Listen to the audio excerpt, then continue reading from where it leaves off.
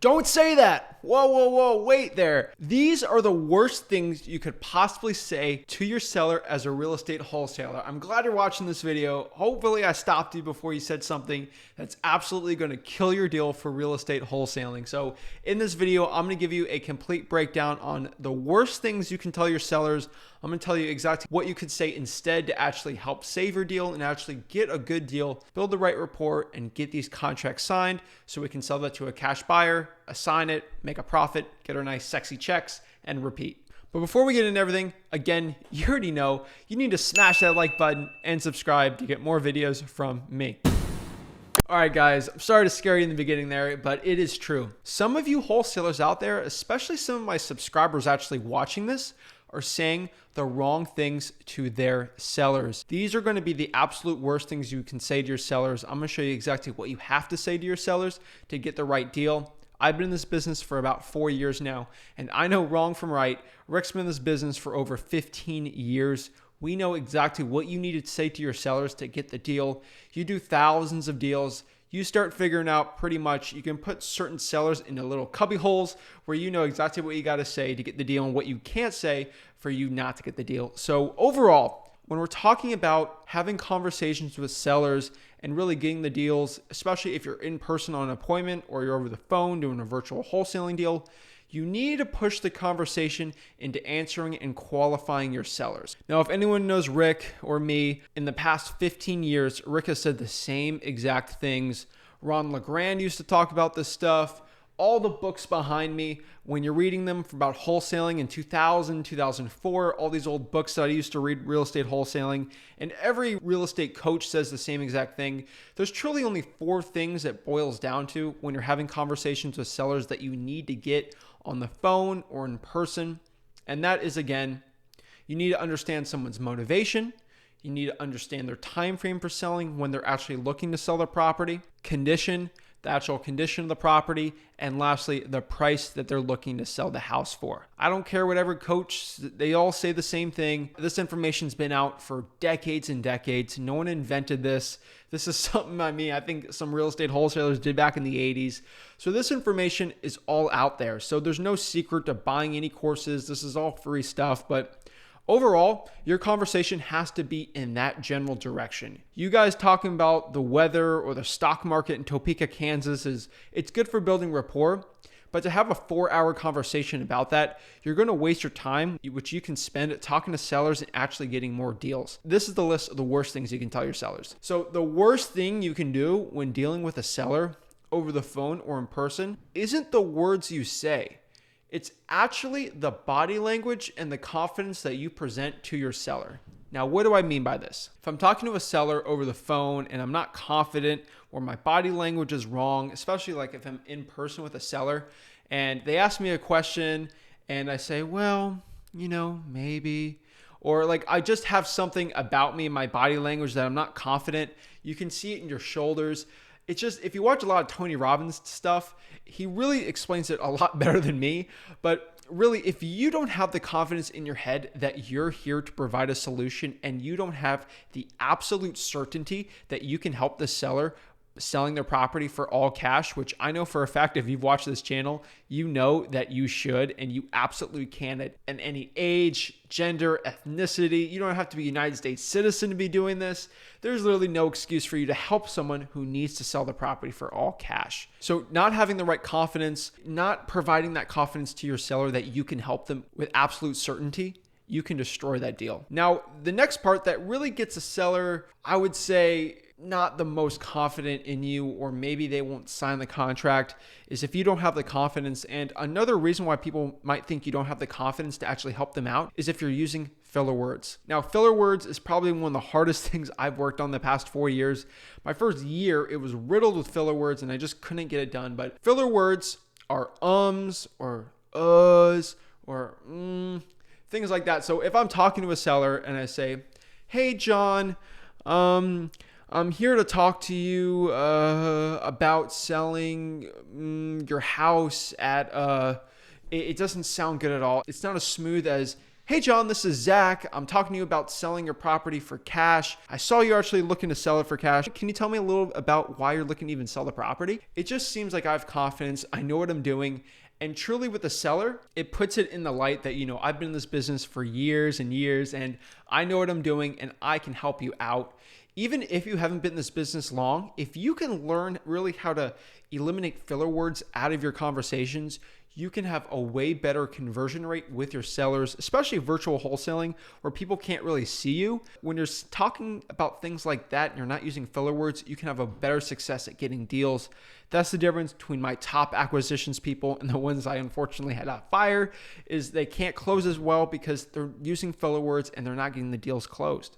One of the absolute worst pet peeves I have with wholesalers is when you're talking to a seller and they ask, yeah, I have about 10 other wholesalers coming to the property, and honestly, I'm going to take the highest bidder. What are you going to do? And I hear wholesalers say, well, I can outbid everyone else and I'll get this property under contract for the highest price possible. That is literally one of the worst things you could tell your seller. Oh my goodness gracious. Do not be the highest bidder. The point of our business is to put a property under contract for the lowest discounted price possible. And yes, sellers are willing to take a discount, literally give you equity for the speed and convenience of buying their property for all cash. They don't have to deal with commissions, realtors fees, like a pawn shop, sort of even like a used car dealership. People are willing to sell it for a lower price just not to deal with any of the hassle or the minutia of just selling a property, because it's a mess out there. So if you just say you're going to bid the property up, don't even do it. You're not going to get the right deal. But overall, when you're dealing with a seller, don't be the highest bidder. The way that I usually go instead is I say, John, I'm not really going to bid properties up. If I wanted to bid properties, I would go to the foreclosure sale auctions.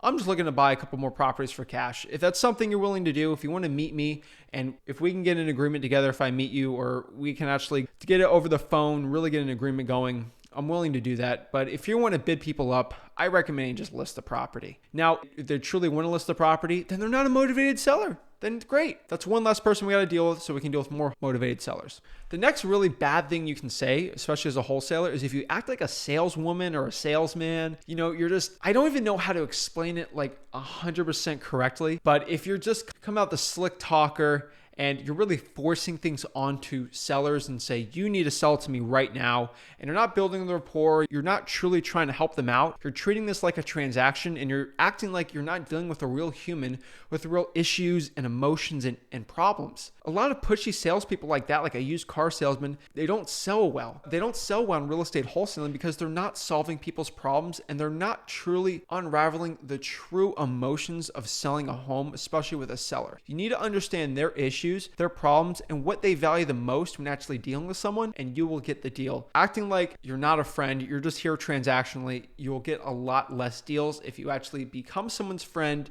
You take the time, building rapport, and actually trying to help as many people as possible. Again, this goes back to the next thing. If you're not building rapport, if you're not using the Ford method, which is family, occupation, recreation, and dreams, you're losing out on a lot of deals. And if you're just not building rapport, you're not going to get the deal, because you're going to have to deal with someone like me in your local market who literally will sit down for an hour in front of someone or over the phone and talk about the Miami Dolphins or their favorite TV show or fishing, and really build a connection with that seller. Because if you don't do that, someone else might do it and they'll get the deal over you. Because when it comes down to me, I'll give someone a price of $80,000 and the average wholesaler will probably offer $100, and the thing might sell to a cash buyer for $120. Why would a seller go with me? First of all, the other wholesaler probably is not as confident as me. They haven't built a connection with them. They don't know their dog's name. They don't know the person's grandkid's name like I do, and really build a connection. Talk about sports teams, talking about knitting. I've talked about it all trying to get a deal with the seller, but they really trust me and they know me as a true friend, which I really want to help them out in their situation. They'll go with me 9 times out of 10 because I have the right rapport and they know with complete certainty I will help them out. And one of the last things ever is if you talk forever with your sellers, if you go on a 4-hour conversation, even a 2-hour conversation, not talking about those 4 things. Again, if you talk about motivation, price, condition, and time frame, it should be a 20 to 30 minute conversation. Let's say you add in some rapport. 40 minutes should be the tops of a conversation you have. Anything more, and you're honestly wasting time that you can spend doing something else. So overall, make sure your conversation is very calculated. You build rapport, you take time to do that. But again, if you're talking for hours about sports or something like that, again, make it not too crazy, but you want to build rapport, but you don't want to spend hours doing it because you'll be wasting time and you will honestly get less deals when you just waste your time with it. Sometimes I have to go on an appointment and I have to be with the seller for 2 hours to close the deal, and that happens. But over the phone, it's never like that. One of the worst things also you can say to your seller is you're not going to explain what's going to happen with the seller. One of the worst things you can tell your seller is not explaining the process of what you do and how easy you can make things. If I'll explain my process better than you, then you probably won't get the deal compared to me. So what you need to do is explain to your seller the process of everything. So for example, if I'm going to go to a wholesale, I want to make $40,000. I'm going to tell the seller, hey, John, we got a lot of good stuff done today. I understand really why you need to sell the property. And honestly, I know I can help you for a fact. If you're up for it, is it okay if we can meet at like Friday at like 2 o'clock? Oh, yeah, that works. I say that. Okay, great. So when I meet you there, I want to be completely transparent. I want to go there and I want to actually meet you there. And if everything works, what I'm going to do, we're going to get some paperwork together and then I'm going to buy the property. Is that something you're okay with if I go meet you at 2 o'clock Friday? Yeah, that's fine. So the essence of that is so they understand the process of what's going on, because if you just meet them at the house and they don't know what's going to happen, it's very stressful for them and it puts an undone pressure to them. So explaining what you're going to do, how you're going to do it, actually will help you get the deal. So you actually not saying something will actually make things worse. So make sure you tell the seller exactly what you're going to do, what your plans are. If you're doing virtual wholesaling, let them know that you have to go actually look at the property a little further, look at the property appraiser and look at the information. And then I'll give you a call back. And maybe if we get everything to work, we can actually get an agreement done today. Virtually lock it up, .loop, DocuSign, anything like that. And that's it, guys. That is some of the worst things you could possibly say to a seller. I explained exactly how you can actually fix that and actually do the right stuff. Again, repetition is the mother of success. So again, I'm going to tell you, we need to push the conversation into a place where we can build rapport, but we also understand and qualify the seller about their motivation, their price, the condition, and the time frame. Once we get that all together, we can really get them off the phone, either meet them and call them back to lock it up virtually or meet them in person, get the deal locked up, get the cash buyer through, assign it, profit, and repeat. That's the name of the game here in real estate wholesaling. So I truly appreciate you guys watching this video. If you got any value out of it, please smash that like button and subscribe.